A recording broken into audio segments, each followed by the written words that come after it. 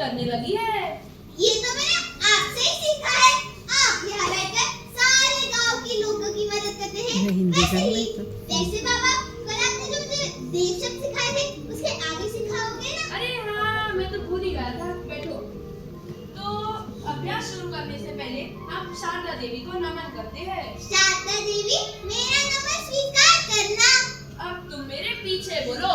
देवः देवः देवौ देवौ देवाः देवः प्रथमा प्रथमा देवं देवं देवौ देवौ देवान् देवान् द्वितीया। द्वितीया। बाबा, मुझे एक प्रश्न पूछना है। हाँ हाँ, पूछो पूछो। जब मैं पढ़ लिख जाऊंगी, बड़े होकर मैं सर क्या करूंगी? देखो अहिल्या, तुम उसका कुछ नहीं करोगी। करेगी वो शिक्षा जो तुमने प्राप्त की है। जैसे वो तुम्हें दुष्ट लोगों से लड़ना और बचना सिखाएगी और तुम उन्हें आसानी से मात दे सकोगी। और बाबा की तरह बैठकर पार्टी ही करोगी, खाना ही खाओगी? चलो जल्दी से खाना खा लो। अहिल्या, तुमने मुझे बताया नहीं कि तुमने खाना नहीं खाया है। हाँ बाबा, क्योंकि उस समय हमारे मन में रैयत का विचार आया था और रैयत के विचार में हम खाना पीना भूल गए। महारानी साहिबा, ये रैयत आपसे हाथ जोड़कर विनती करती है, आप जल्द से जल्द खाना खा लीजिए, वरना वरना वरना ये रैयत आपकी माँ से आपकी शिकायत करेगा। नहीं नहीं नहीं नहीं नहीं नहीं नहीं नहीं, ये रैयत तो धोखेबाज निकली, धोखेबाज निकली, धोखेबाज।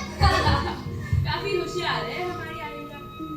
तो क्या सोचा है उसके भविष्य के बारे में? अरे अहिल्या अभी छोटी है, तुम समझती क्यों नहीं? मैं समझती हूँ, पर आपकी माँ पूछ रही, बस इसलिए पूछा मैंने। अच्छा, आज आठवड्याचा बाजार आहे, विसरलात का? अरे हो, मी तर विसरलोच। पाटिल जी, मल्हारराव होलकर जी आ गए हैं। अरे हाँ, काफी तैयारी करनी पड़ेगी। मालवा के राजा मल्हारराव होलकर आ गए। लगता है आज भी आठवड्याचा बाजार छूट ही जाएगा। अरे मैं इस गांव का पाटिल हूँ। मेरा तो ये कर्तव्य बनता है कि गांव में आने वाले सभी अतिथियों का मैं स्वागत करूं। और हाँ, आज शाम की आरती मंदिर में अहिल्या ही करेगी। ठीक है।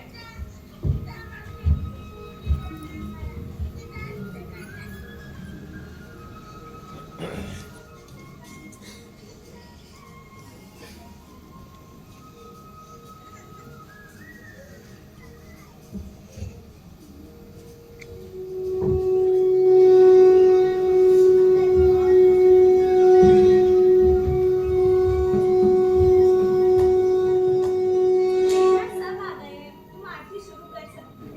सुखकर्ता दुःखहर्ता वार्ता विघ्नाची, पूर्वी पूर्वी प्रेम रूपा जळाची। ये कन्या है कौन? अरे ये अहिल्या है, हमारे गांव की पार्टी मानकोजी राव की बेटी। इसे सारे श्लोक आते हैं। देखिए ना, कितना सुंदर गा रही है। सच में कितना सुंदर गाती है।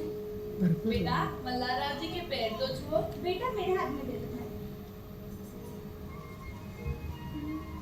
आशीर्वाद।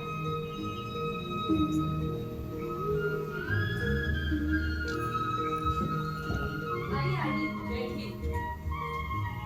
हमारा तो ये सौभाग्य था कि आप जैसे महान राजा हमारे यहाँ आए हैं। अरे नहीं नहीं, ईश्वर ने चाहा तो बस हो गया। वैसे आते आते आसपास के गांव वालों से आपकी बहुत प्रशंसा सुनी।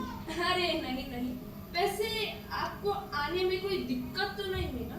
नहीं, बिल्कुल नहीं। तो चलिए, भोजन का समय हो चुका है, सब आपका इंतजार कर रहे हैं। अरे रुकिए मानको जी राव। क्या हुआ? कोई दिक्कत है? सोने की व्यवस्था मैंने मानको जी राव, खाना और सोना तो होता रहेगा। मुझे एक और महत्वपूर्ण बात कहनी है।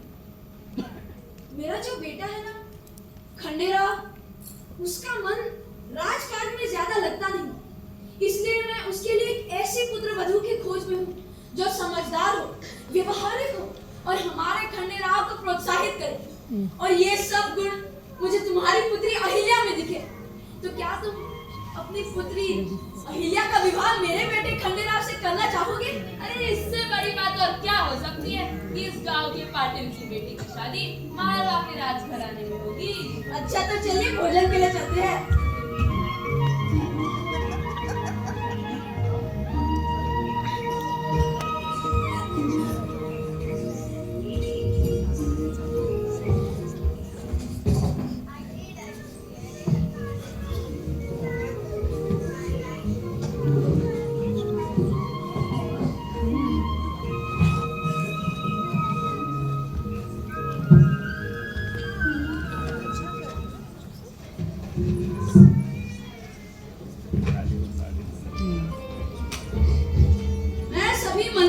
आपसे कहना चाहूंगा कि मैं आप सबका आभारी हूँ।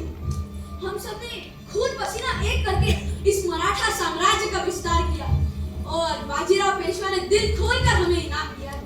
जब से उनसे हमें मालवा की जागीरी मिली, तब से मालवा को स्वतंत्र राज्य घोषित करने तक आप सभी ने लगातार इतने वर्षों से मेरा साथ दिया है। अब मुझे लगता है कि समय की गति को विराम देते हुए मैं इस राज्य की बागडोर अपने बेटे खंडेराव और अपनी पुत्रवधू अहिल्या के हाथों में सौंपता हूँ। अगर किसी को कोई ऐतराज हो तो अपनी बात सामने रख सकते हैं। नहीं महाराज, अगर आपने कहा होगा तो फिर सही है। हाँ महाराज, आपके लिए गए फैसले कभी गलत साबित हुए आज तक? आपका निर्णय अंतिम निर्णय है हमारे लिए। महाराज, आप जैसी सोच रखने वाले विचारवंत राजा सभी राज्य को मिले। महाराज, इस खुशी के अवसर पर दरबार में एक नृत्य प्रस्तुत करना चाहते हैं। हाँ हाँ, क्यों नहीं, जरूर प्रस्तुत किया जाए। वैसे भी काम काज में व्यस्तता के कारण हम संगीत और नृत्य से तो अलग ही हो गए हैं।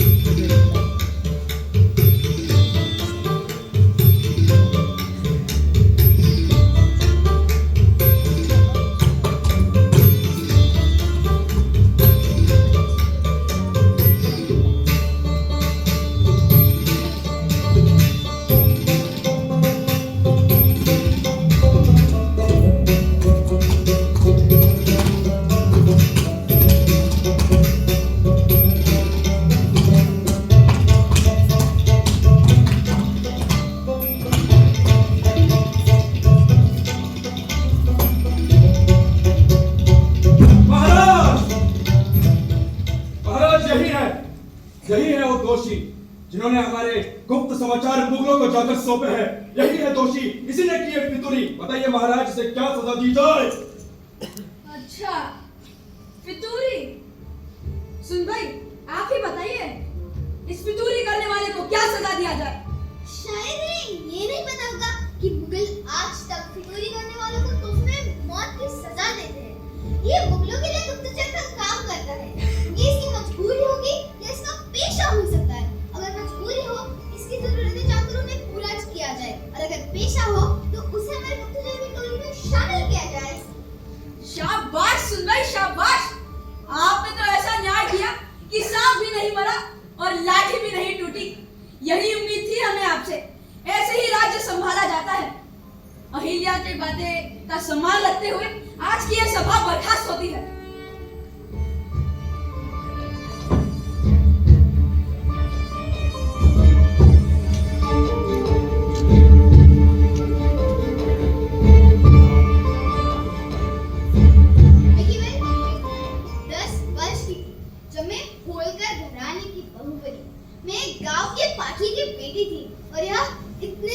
साम्राज्य की बहू बनी। तो यह सब कुछ नया नया सा था।